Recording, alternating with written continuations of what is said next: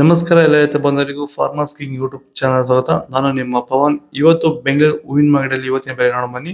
ನಿಮ್ಗೆ ಇದ್ರ ಬಗ್ಗೆ ಹೆಚ್ಚಿನ ಮಾಹಿತಿ ಬೇಕಾದ್ರೆ ಇಲ್ಲಿ KRA ಮಂಡಿ ನಂಬರ್ ಕೊಟ್ಟಿದ್ದೀನಿ, ದಯವಿಟ್ಟು ಹೆಚ್ಚಿನ ಮಾಹಿತಿ ತಿಳ್ಕೊಳ್ಳಿ.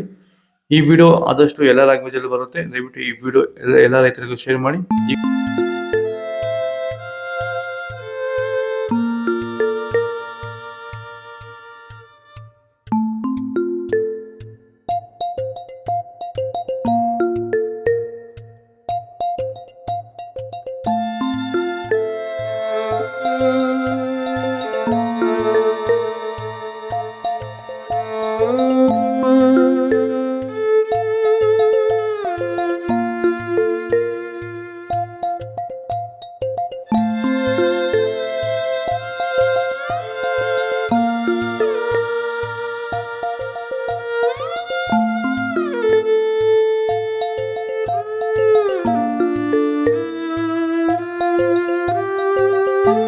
ಈಗ ಈ ಒಂದು ತೋಟಕ್ಕೆ ಎಸ್ಪೆಷಲಿ ನೀವು ಸ್ಟಾರ್ಟಿಂಗ್ ಇಂದ ಏನು ಮಾಡಿದ್ದೀರಾ? ಈ ತೋಟ ಇಷ್ಟು ಚೆನ್ನಾಗಿ ಮೇಂಟೈನ್ ಮಾಡಿದ್ರೆ ಏನೇನು ಮಾಡಿ?